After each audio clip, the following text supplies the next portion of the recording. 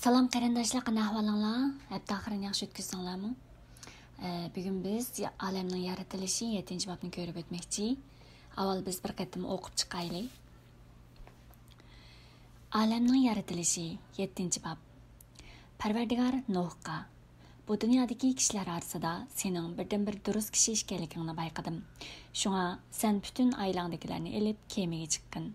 Mən halal deb bekitgan hayvanatlarning har xilining erkakchisidan 7 juftdan, haramlarning har xilining erkakchisidan 1 juftdan elib al. Uchar qanotlarning har xilining erkakchisidanmi 7 juftdan elib al. Shundoq bo'lganda to'pon oxirlashgandan keyin har xil hayvonot, uchar qanotlar hayot qilib, yer yuzida ularning urug'i qayta ko'payalaydi. O'zim yaratgan butkul jonliqlarni yer yuzidan butunlay yo'qotish uchun 7 kundan keyin uda 40 kecha kunduz qattiq yomg'ir yog'diraman dedi. Nuh Parvardigorning buyruqlarini bir-birlab ijro qildi. To'pon yer yuzini bosganda Nuh 600 yoshda edi. U to'pon balasidan qutulib qolish uchun ayoli, o'g'illari va kelinlarini olib kemaga chiqdi. Halal va harom deb bekitilgan har xil cho'ng-kichik hayvonotlar va uchar qanotlarmi Xudoning Nuhga aytgandek Nuhning oldiga kelib juftlari bilan kemaga kirdi.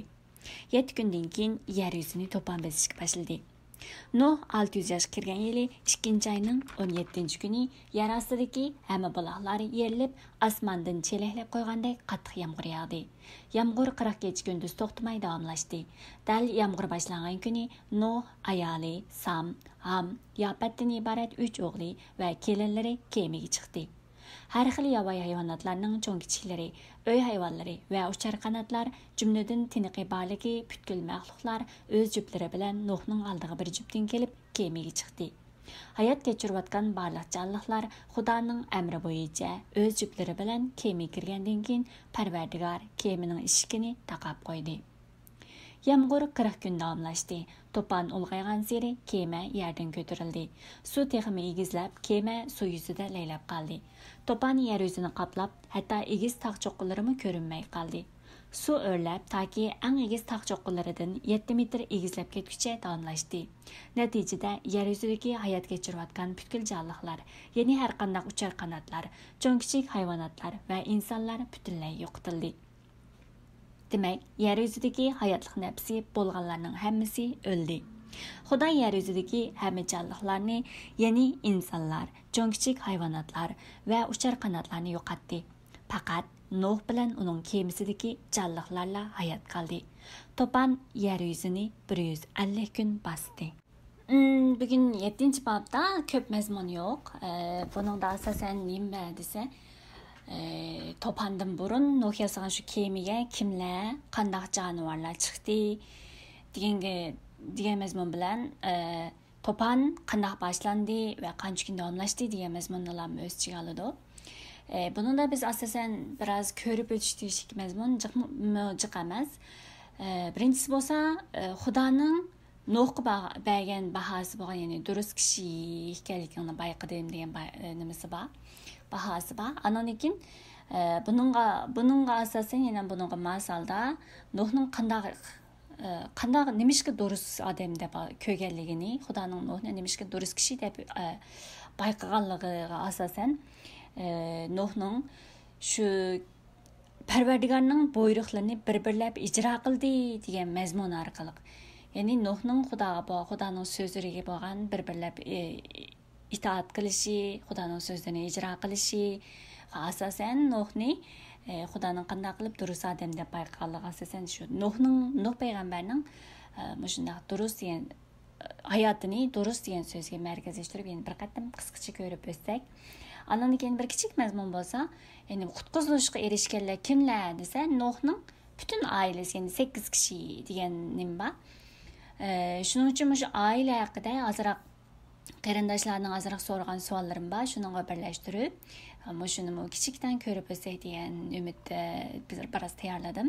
Andan keyin oxirsida xulosa sifatida, ya'ni to'pon bo'lsa Xudoning hukmi, ya'ni o'z navbatida bo'lsa Xudoning qutqizish kuni degan mazmunda ko'rib o'tmoqchi. Xo'sh, shundan bo'lsa birinchi mazmunga kelsak, Xudo deydi, dunyodagi kishilar orasida birdan-bir durust kishi ekanligini bayqadim deb Nuhga Xudo o'zining Nuhga bo'lgan bahosini deydi. Unda Xudoning nazarida birdan-bir durust kishi bo'lgan Nuh. Durust degan so'zni biz oldin qatim 6-babda tafsili ko'rib o'tgan, ya'ni Xudoning adolatini o'zining hayotida yurgizib yashagan kishi. Xudoning amrlarini o'zining hayotida tutib yashagan kishi. Ya'ni Xudoning amri bo'yicha yashagan kishi, Xudoning oldida turib yashagan kishi deb 6-bab mazmunida biz degandik. Buni bir qatim takrorlayotdim. Shunga o'xshash, ya'ni Xudoning adolati oldida amrlari bo'yicha yashagan kishini biz durust kishi deganimizdek, ya'ni Xudoning nazarida Nuhni durust kishi deb qarag'ini shu Xudoning so'zini anglaydi, ya'ni so'zi bo'yicha yashaydigan, Xudoning amri bo'yicha itoat qilib yashaydigan, shundaq, ya'ni oldin qatimda Nuhni degan, ya'ni Xudo bilan birga yashaydigan, qusursiz birdan-bir durust kishi deb deganda shunga o'xshash, ya'ni Nuh Xudo bilan birga yashaydigan, ya'ni Xudoning irodasi bilan itoat qilib, Xudo bilan bir niyat, bir maqsadda menish uchun Xudoning irodasi bo'yicha doim Xudoning irodasini so'rab itoat qildigan, Xudoning amrlariga amrlarini tutib, Xudo oldida yashaydigan kishi ekanligini biz ko'rgandik. Buni ham biz yana biroz kengaytirilma mazmuni bo'lsa, biz ko'rgan bo'lsak, Nuh Parvardigorning buyruqlarini bir-birlab ijro qildi deydi. Yana shuni qaraydigan bo'lsak, ya'ni Topan vaqasi yuz berishdan burun, ya'ni Nuhning kema yasash jarayoni muqaddas kitobda deydi, ya'ni Qo'shqar qismida 100 yildan ko'proq vaqt. Shu jarayonda, ya'ni 100 yil deb olsak, 100 yil jarayonida Nuh Xudoning amri bo'yicha, ya'ni egizi qancha metr, kengligi qancha metr, lampisi qanday bo'lsin, ishi qayerga yechilsin degan o'xshash, hatto Xudoning har bir inchki so'zlarini, har bir farmonlarini birdan ya'ni qanday oziq-tuliklarni o'ziga, ya'ni 6-babda tafsil deydi, 6-babning 9-oyatdan 22-oyatgacha mazmunda, ya'ni 22-oyatdimi, 6-bab 22-oyatdimi Nuh har bir ishda Xudo buyurgandek qildi deydi. Ya'ni 7-bab 5-oyatdimi Nuh Parvardigorning buyruqlarini bir-birlab ijro qildi deydi. Shunga o'xshash Nuh bo'lsa bu kema yasash jarayonida har kun Xudoning oldida, Xudoning shunday har bir inchkilik bilan ko'rsatma berishi, Xudoning har bir yetaklashlarini shu bo'yicha Xudo buyurgandek, ya'ni Nuh har bir ishda Xudo buyurgandek qilgan o'xshash, Xudoning amrlari, Xudoning so'zini har bir inchki nuqtalargacha qadar bir-birlab hammasini Xudoning oldida ijro qilgan, ya'ni Xudoga butunlay itoat qilgan bir kishi ekanligini, ya'ni shu Xudoning Nuhga bergan bahosi ostidan biz endi buni ko'ra olamiz.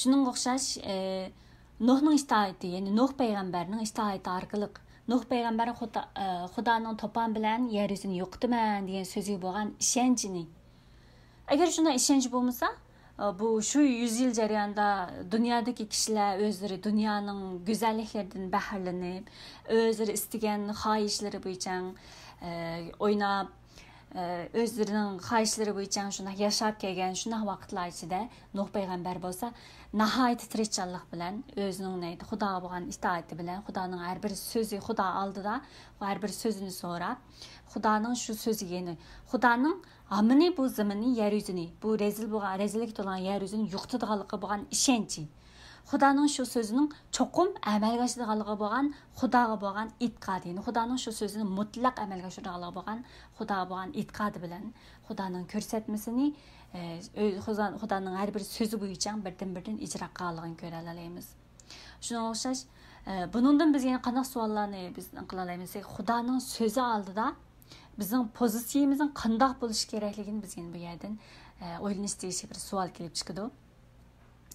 Amaliyat bizning hozirgi hayotimizmi cho'ng farqlanmaydi desam bo'ldi. Ya'ni atrofimiz bo'lsa, dunyoning qanday yo'nalish ketayotganliklarini, bizning atrofimizda kishilarning nima xiyollar, nima orzu istaklar bilan yashayotganliklarini, hatto biz o'zimizning hayotimiz, millatimizning kechirmishlari ustidan biz ham ko'ra olamiz. Shunga o'xshash shunday vaqtlar ichida, shunday dunyo oldida, biz Xudoning so'zi oldida bizning pozitsiyamizning qanday bo'lishi kerakligini shu Nuhning itoati, Nuh payg'ambarning itoati, Nuh payg'ambarning e'tiqodini orqali biz yana o'zimizning e'tiqodimizni Xudo oldida bir qatim o'zimizning qalbimizni tekshirib o'tadigan bir mazmun deb o'ylayman. Endi Xudoga bo'lgan ishonchimiz bilan Xudoning jazman so'zini ijro qilganligini, ya'ni Xudoning jazman o'zining va'dasini cho'qim amalga oshirganligiga bo'lgan e'tiqodimiz bilan Xudoning so'z oldida qat'iy o'zimizni tuvan tutib, kamtarlik bilan Xudoning har bir so'zini cho'qimalqi o'zimizning o'y fikrlarimizni, o'zimizning qarashlarimizni tashlab turib, Xudoning so'z oldida har vaqt o'rgangichining pozitsiyasi bilan, har vaqt o'zimizni kamtar tutadigan pozitsiya bilan va shundoqla mutlaq ijro qilish, shu so'zlarni mutlaq hayotimizda ijro qiladigan, hayotimizda yashab chiqadigan shundoq bir pozitsiyani, shundoq bir e'tiqodni biz Nuhning ustidan o'zimizga mujassamlashtira olamiz. Andan keyin yana bir abay degan bo'yicha kichik bir mazmun, yana butun oila, ya'ni 7-bob 1-oyat bo'lsa, sen butun oilangdagilarni olib kemaga chiqqin deydi. Andan keyin ya'ni 7-bob 7-oyatda to'pon balasidan qutulib qolish uchun ayoli, o'g'illari va kelinlarni olib kemaga chiqdi deydi. Ya'ni bir oila kishilari billa kemaga chiqqanligini ko'ra olamiz. Ya'ni Xudoning nazarida durust bo'lgan Nuhning bir oila kishilari, Nuh va bir oila kishilarining billa kemaga chiqib Xudoning bu to'pon va balasi, ya'ni hukmi oldida qutqizib qolganlarimiz, ya'ni mazmun. Bir ba'zi e'tiqodchilar dedi, ham bu biz bütün e'tiqodchilarning balkim bir o'ylanish savol bo'lishi mumkin, mazmun bo'lishi mumkin, chunki biz Arab Aysoga e'tiqod qilish orqali biz qutqizildik dedik, lekin ko'pinchimizning oila a'zolari, ota-onalarimiz bo'lsin, qarindoshlarimiz bo'lsin, hatto millatmi shundoq, ko'pinchisi Xudoni tek tunimaydi, Arab Aysoni ham Rabbim deb e'tirof qilmaydi. Mushuna ahvol ostida ba'zilardan savol keldi. Ya'ni mening e'tiqod qilmagan ota-onam, ya'ni Arab Aysoga e'tiqod qilmagan ota-onam qandoq bo'ldi, ular do'zaxga kiramdi degan o'xshash nurg'un savollarni bergan bo'ldi. Amaliyotda qutqizishdagi birdan-bir yo'l dal Arab Aysodir. Ya'ni Nuh zamonidami qutqizishning birdan-bir yo'li nima bo'ldi? Nuhning kemasi. Ya'ni qutqizilganlar kimlar? Faqat Nuhning kemasiga chiqqanlar. Undan sonra bizning uchun aytganda qutqizilishning birdan-bir yo'li dal Arab Ayso, ya'ni Hazrat Aysoning bizning uchun gunohlarimizni, bizning la'natlarimizni, barliq nomussizliklarimizni hammasini o'z ustiga olib, bizni poklab, bizni mangulik hayotlikqa, ya'ni Xudoning huzuriga boshlab kirganligini, bizni qutqizishga boshlab kirib, bizga hayot yo'lini ochganligini biz ya'ni biz bilamiz, ko'ra olamiz. Shuningdek, bizning lekin Rab Aysoga ishonmaganlar, Rabning qutqizgich ekanligiga, ya'ni birdan-bir hayotlik yo'li ekanligiga, buning ishonmaganlar qanday bo'ldi desak, albatta, ya'ni bu kemaga chiqqanga o'xshash, Nuhning kemasiga chiqmaganga o'xshash. Ya'ni Nuhning kemasiga chiqmaganlarmisi to'ponda Alloh bo'lgan, ya'ni yo'qitilganga o'xshash bir mazmun. Lekin biz yana bu yerdan bir kichikdan bir xo'sh xabarni ko'ra olamiz. Nima desa, durust bo'lgan Nuhning o'zi yolg'iz emas, oilasidagilar bilan birga qutqizilganligini biz diqqat qilib o'tishga tegishli masala. Ya'ni Nuh va oilasidagilar, ya'ni ayoli va bolalari, kelinlari hatto chiqqanligini biz ko'ra olamiz. Ya'ni biz muqaddas kitob orqali qaraydigan bo'lsak, Xudo ko'pincha Allohda oilasidagilar bilan birga qutqizganligini ko'ra olamiz. Ya'ni Lut mush yaratilishning 19-bobi bo'lgan vaqtimiz yeni ko'ra olamiz. Ya'ni Lut bo'lsa, uning ayoli va ikki qizini asli Xudo oilandagilarni olib, ya'ni ayolning bolalarini olib chiqib ket deb Xudo fursat bergan. Lekin endi Lutning ayoli bo'lsa, endi o'zining nafsi bo'yicha kayni qarama desa, Xudoning so'zi itoatsizlik bilan alay bo'lgan bilan, lekin Xudo uning oilasidagilarga yana qutqizish yo'lini ochgan. Andan keyin yana ko'p mazmunlar, ya'ni biz Yeshua qismini qaraydigan bo'lsak, xalqi Rahab bog'u, Payish ayol Rahabmi. Uningmi deydi, sen oilandagilarni yig'ib bu uyga, ya'ni uyning derisiga qizlarni esib qo'ysang qutqizilsizlar, lekin bu uyga kirmaganlar bo'lsa biz ega olmaymiz deydi. Shu vaqtda ya'ni bir yig'ilib shu qizil raxt esilgan uyning ichiga kirganlar bo'lsa qutqizilgan, ya'ni oilasigalarni yig'ib kirganlar qutqizilgan. Ham shunaqlar biz qaraydigan bo'lsak, Elchilar 16-bob 31-oyat qaraydigan bo'lsak, shaydimi qutqizish uchun qanday qilishim kerak deb so'ragan savolga deydi. Rabga e'tiqod qilishing kerak, ya'ni Rab Aysoga e'tiqod qilishing kerak. Shunday qilsang, o'zing va oilangdagilarni qutqizildi deydi. Biz buning orqali nima ko'ra olamiz desak, biz yolg'iz emas, Xudoning biz va oilamizgalarga ham qutqizish yo'lini aytib bera olishimiz. Biz yana qaraydigan bo'lsak, Petros yozgan 2-xatda 2-bob 9-oyatda nima deydi desa, Xudo ya'ni Xudo to'g'ri yo'lda manganlarni ular duch kelgan sinovlardan qanday qutqizishni bildi va so'roq kunigacha gunoh yo'lida mangmaganlarni o'zini qanday jazolashni bildi degan mazmun bor. Biz shu orqali nima deymiz? Biz hozir garchi oilamiz bilan aloqamiz uzilib, oilamiz bilan paranglashib, menmi ham shunday. Oilamiz bilan paranglashib, ularga Xudoning haqiqat ustida paranglashish qiladigan bir fursatlar va sharoitlar yo'q. Bunday holatda men ko'pchilikning kütülerinde ümitsizlenip, qandaq bular, ailemdekiler qandaq bular deb ümitsizlenmesine ümit qilma.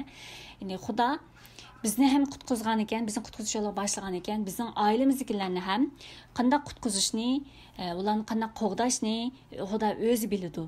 Yani Xudo o'zi biladi. Ham shundaqla Xudo o'zi tanlagan odamlarga, yani o'zi marhamat qilgan, o'zi qutqizishga tanlagan o'zining farzandlariga o'zi tanlaganlarga qutqizish yo'lini qanday ochib berishni, qanday yo'lning, qanday usullarning eng muvofiq ekanligini ham o'zi bilgichidir.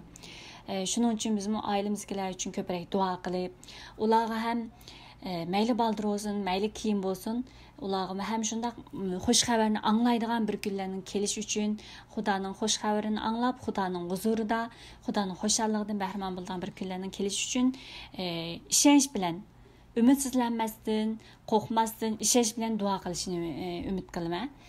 Shuning uchun onun Nuh ve onun ailesikiler, yani bütün aile qutqizildi degan shu mazmunni bir qatim ko'rib o'tsak deb qardim. Yani bizmi yana bu qaraydigan bo'lsak, Xudomi ham shundaq bizning sharoitimiz ahvol ostida hozir bizning vaziyatimiz biroz qo'rqinch bo'lib qoldi. Shunday bo'lsa-mu, yana ham Xudoning o'zining nazarida durust bo'lgan kishilarni, ya'ni razil odamlar qo'shib alaq qilmaydigan xudoligini bizga yaratilish 18-bob, ya'ni Ibrohimning nima Sodom bilan Gomorraning alaqiti oldida, ya'ni Lutni qutqizish uchun, ya'ni Xudoning oldida yoldirib duo qilgan vaqtida Ibrohim degan vaqtida Xudo deydi, ya'ni men durust kishini bayqisam, bu shaharni muncha 50 kishini bayqisam bu shaharni alaq qilmayman degan o'xshash durust kishilarni razil odamlar bilan qo'shib alaq qilmoqchi Xudo bo'lg'ashqa, Xudo ham o'z navbatida bizning shunday bir sharoitlarimiz, bizning shunday bir ahvollarimiz ostida bizning oila tavobatlarimiz uchun va bizning millatimiz uchun, millatimizning kelgusi uchun ko'proq duo qilishni umid qilaman. Bu oila ustida shunchalik bir ko'rib o'tsak, Andin keyingi cho'ng mazmun bo'lsa, ya'ni To'pan vaqasi, To'pan bo'lsa, biz oldin qatim 6-bobda izchil ta'kidladik. To'pan Xudoning hukmi.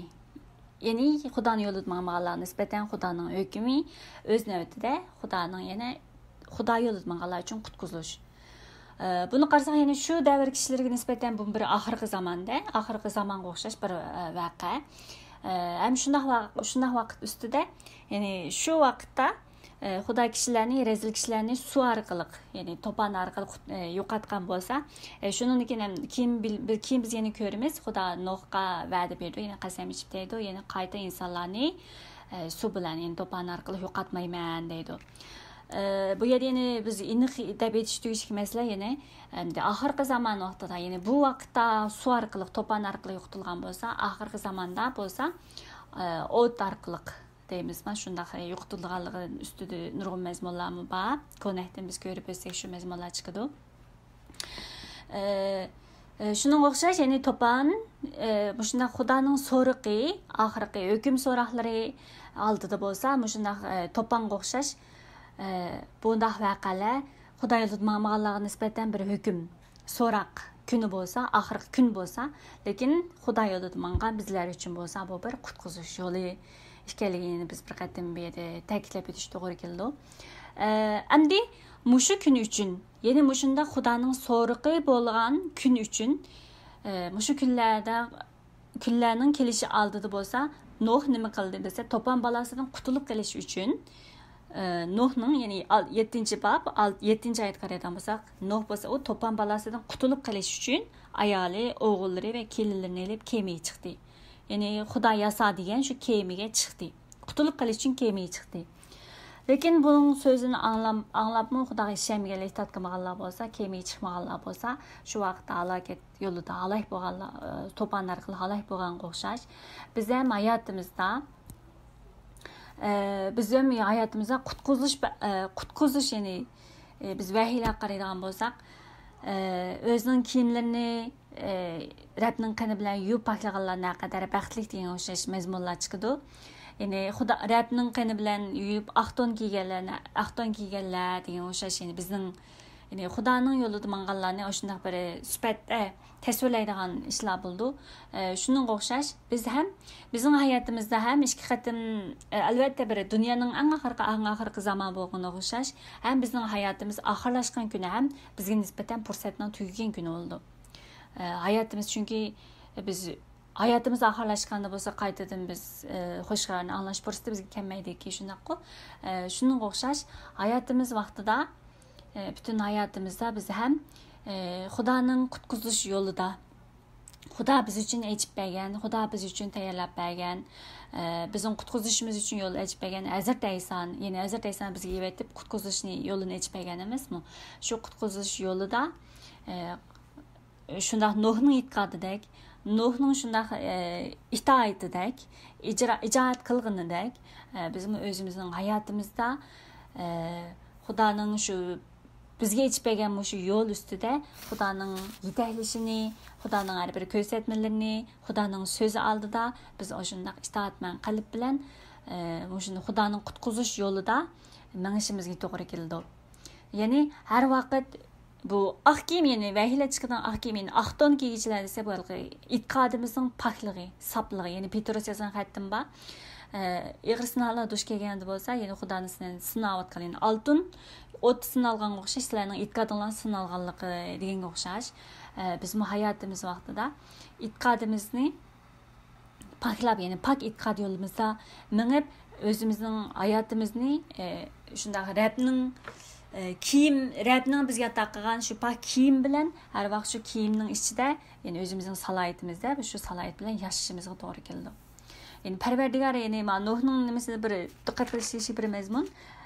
Ular kema chiqib bo'lgandan keyin bo'lsa, kirgandan keyin bo'lsa Parvardigor kemaning eshigini taqab qo'ydi deydi. Shunga o'xshash Nuhning kema chiqishni buyrug'ichimi Xudo, ya'ni kemaga yasashni aytqichimi Xudo. Lekin bular kema chiqib bo'lgandan keyin kemaning eshigini taqab qo'yganchimi, ya'ni Parvardigor Xudo o'zi kelgan beri ko'ra olamiz. Ya'ni hayotlik qutqizish yo'lini ochib berguchi Xudo ishkaligini biz bir ko'ra olamiz. Ya'ni bu yo'lning ishigi taqqigichimi, ya'ni Xudo ishkaligimiz ko'ra olamiz. Bu vaqtda biz maslanga biz hammamiz agar islomiy bir oilada cho'ng'an bo'lsak, biz bilalaymiz, yaxshilik qilish deb undaq qilsa zakos bersa, undaq qilsa yaxshilik qilsa deb odamning amgigini bek ta'kidlaydi u. Odamning albatta bu harakat bilan ifodalab chiqish to'g'ri. Ya'ni o'zimizning hayotimizda itoat qilib, harakat qilib ifodalab chiqish, buni hayotimizni yashab chiqarish kerak, lekin biz yaxshilik qilish orqali qutqizilmaymiz. Buni biz aniq biz do'stlarimiz bo'lsin, ya'ni bizning tushunchamiz bo'lsin, aniq bo'lish kerak.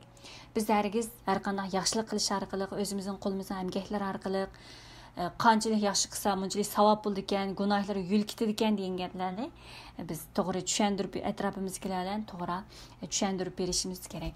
Ya'ni biz o'zimizni hech qachon biz o'zimizning harakatlarimiz bilan, o'zimizning qilmishlarimiz bilan o'zimizni qutqiza olmaymiz. O'zimizning qanchalik qilganliklarimiz bilan biz ham qutqiza olmaymiz. Biz faqat Xudoning bizga evatgan qutqizish yo'li bo'lgan, qutqizish ishiga bo'lgan Rabbaysa orqali ham qutqizilamiz. Buni yana oxirisiga bir qatim ta'kidlab o'tay dedim. Shuning uchun qutqizish yo'lini, qutqizish ishigini ochqichimi Parvardigor o'zidir. Bu ishni taqab qo'yguchimi Parvardigor o'zidir. Buning uchun men yana ta'kidlaydiganimiz bayon deganga o'xshash, oilamizdagilar uchun, millat uchun ko'proq duo qilib, bizning shu zamin ustimizda ham Xudoning nuri, Xudoning nijotlik yo'li shu joylarda texmo ochilishini, qutqizish yo'llarining shu joyga, millatimiz ustiga, shu zaminimiz ustiga ochilish uchun ko'proq duo qilishini umid qilaman. Angarsida men yana bir qatim shu ta'kidlab o'tmoqchi o'g'lim. 7-bob 1-oyatda dunyodagi kishilar orasida sening birdan-bir durust kishi ekanligingni bayqadim deb Xudo Nuhga shunday bir baho bergandek, har vaqt biz o'zimizni Xudo oldimizda o'zimizning salohiyatimizni kimligimizni har vaqt so'rab tursak deb degan umiddaman. Xudoning oldida o'zimizni tunishimiz, ya'ni Xudoning bizga bo'lgan irodasini anqirab, Xudoning bizni qanday umidlar bilan, qanday orzular bilan chaqirqini ham doim biz Xudoning so'zlari orqali, Xudo bilan mo'ngdishish orqali shularni biz so'rab anqira oladigan. Hem şunlarla her gün, her o'rnimizda Xudo bizni qo'ygan o'rin, xizmat joyimiz bo'lsin, atrofimizdagi do'stlarimiz orasidagi har bir yig'ilishlarimiz, har bir o'rnimiz, biz mavjud bo'lgan har bir o'rnimiz bo'lsin. Biz har vaqt Xudoning bizni chaqirgandagi salohiyat bilan yashasak degan umidman. Ya'ni vahiylar qaraydigan bo'lsak, Xudoning möhri peshonasiga besilganlar, ya'ni oxirgi zamonda Xudoning möhri peshonasiga besilganlar qutqizib sog' qoldi degan o'xshash, ya'ni shu vahiylar 7-bab 3-oyatda 9-bab 4-oyatlar chiqadi.